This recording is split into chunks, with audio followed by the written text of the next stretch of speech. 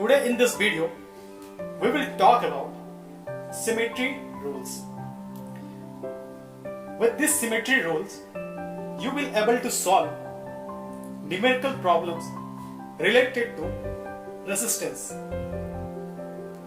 So यहाँ पे हम दो सिमेट्री रूल्स के बारे में बात करेंगे. पहला मिरर सिमेट्री रूल्स और दूसरा फोल्डिंग सिमेट्री रूल्स. इन दोनों सिमेट्री रूल्स के अकॉर्डिंग आप सर्किट के डिफरेंट कॉम्प्लेक्स रेजिस्टेंस के कनेक्शन को सॉल्व कर सकते हो. सो जान लेते हैं सिमेट्री क्या है. अगर किसी ऑब्जेक्ट का हाफ पार्ट दूसरे हाफ पार्ट से मैच करता है तो हम बोल सकते हैं कि फर्स्ट पार्ट जो है that is symmetry of another part. आइए जानते हैं मिरर सिमेट्री के बारे में. तो सबसे पहले हम यहाँ पे कंसिडर कर रहे हैं एक सर्किट. इस सर्किट पे इस डायरेक्शन में करंट आई फ्लो हो रहा है, हम मानते हैं ऐसा. तो ये I current through Johnson rule हम जानते हैं कि ये दोनों ब्रांचेस में इक्वली डिवाइड होगा. तो फर्स्ट जो ब्रांच अपसाइड ब्रांच पे I2 एंड डाउन ब्रांच पे I3 ये डिवाइड होगा. सो हमें यहाँ पे निकालना है इस सर्किट में रेजिस्टेंस का वैल्यू. तो हम यहाँ पे देख रहे हैं यहाँ पे दो रेजिस्टेंस है 2R ये सीरीज में R ये भी सीरीज में, बट बीच में एक रेजिस्टेंस R को इंट्रोड्यूस किया गया जिसकी वजह से ये थोड़ा सा कॉम्प्लिकेटेड होने वाला है. सो फॉर सिंप्लीफिकेशन हम यहाँ पे इसे एक मिरर की तरह इमेजिन करेंगे. इस लाइन को समझेंगे कि ये एक मिरर है और आप देखोगे अभी जैसा ये इस साइड पे LHS पे सेम ये RHS पे दिख रहा है. जैसे LHS पे 2R, RHS पे 2R, LHS पे R और RHS पे R. तो ये एक बिल्कुल ही मिरर की तरह ये दिख रहा है. तो इसीलिए हम इसे मिरर सिमेट्री कहते हैं. अब आगे हम इसे सॉल्व करेंगे. तो सबसे पहले देखो जिस तरह से करंट डिवाइड हो रहा I2 एंड I3 के ब्रांच में, सिमिलरली ये करंट हमें दिखेगा इस जगह पे I2 और इस जगह पे I3, क्योंकि जस्ट हमने इसे एक मिरर की तरह इमेजिन किया है. तो अभी हम देखेंगे कि ये करंट सेम यहाँ पे है, ये करंट सेम यहाँ पे है. तो यहाँ बीच में कहीं भी करंट डिवाइड नहीं हो रहा. अगर बीच में करंट डिवाइड नहीं हो रहा तो इस पार्ट को हम नेगलेक्ट कर सकते हैं.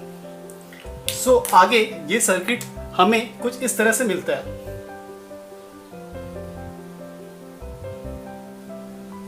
अब आप देख सकते हो ये सिंपल हो गया. यहाँ पे ये 2R ये दोनों सीरीज में है और ये R ये दोनों सीरीज में है. तो यहाँ से हमें मिलेगा 4R, यहाँ से मिलेगा हमें 2R. तो इन ये दोनों अब हमें कुछ इस तरह से मिलेगी. ये होगा 4R, ये होगा 2R. From here we can write R equivalent will be equal to 4R into 2R and 4R plus 2R. This will be 8R square, this will be 6R, and here we will get 4 by 3 R equivalent, and that would be our answer. So mirrored symmetry मिलते ही आपको करना क्या है, A से B तक के बीच में एक पोटेंशियल इमेजिन करना जिसके थ्रू करंट I पास होगा और उसके बाद वो I डिस्ट्रीब्यूट होगा. मिरर को बीच में कंसीडर करना है और उसके बाद सेम पैटर्न हमें यहाँ पे मिलता है. तो दैट मीन्स कहीं भी बीच में करंट डिवाइड नहीं हो रहा. तो उसके थ्रू हम क्या कर सकते हैं, बीच का जो रेजिस्टेंस है उसे नेगलेक्ट कर सकते हैं. आइए देखते हैं फोल्डिंग सिमेट्री के बारे में. ये हमारा है फोल्डिंग सिमेट्री.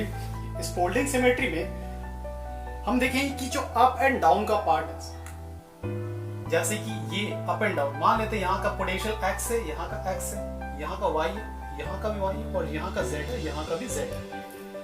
यहाँ पे हम देख रहे हैं कि जो रेजिस्टेंस है बिटवीन X एंड R वो सेम है अप एंड डाउन दोनों साइड पे, और Y एंड Z के बीच में जो रेजिस्टेंस है 2R ये भी सेम है up and down both side.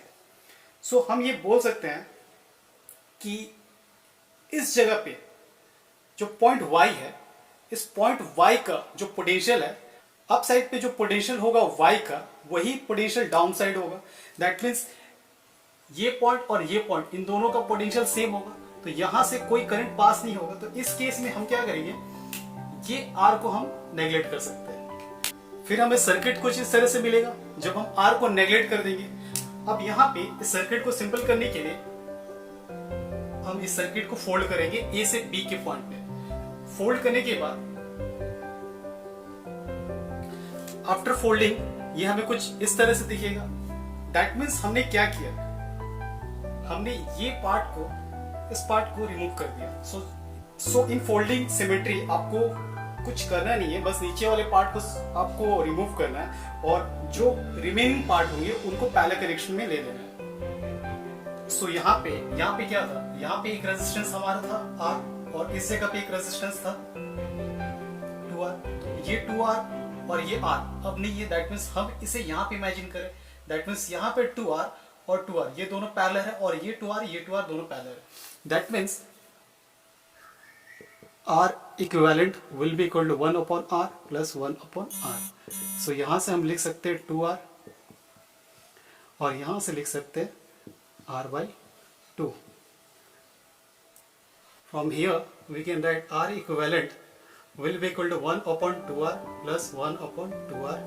From here that would be 2R upon 2. So 1R equivalent equal to 2R 1/R. So R equivalent equal to R. अब इस R का वैल्यू हमें मिला है इस सर्किट के लिए, इस R का वैल्यू इस सर्किट के लिए, तो दोनों सीरीज में है। तो यहाँ पे हमें मिला वैल्यू R/2 और यहाँ पे मिला वैल्यू R। सो यहाँ से हम इन दोनों R को जोड़ सकते हैं। That means R will be equal to R/2R, that means 3R/2। That is the answer. Hope this video will be helpful for you.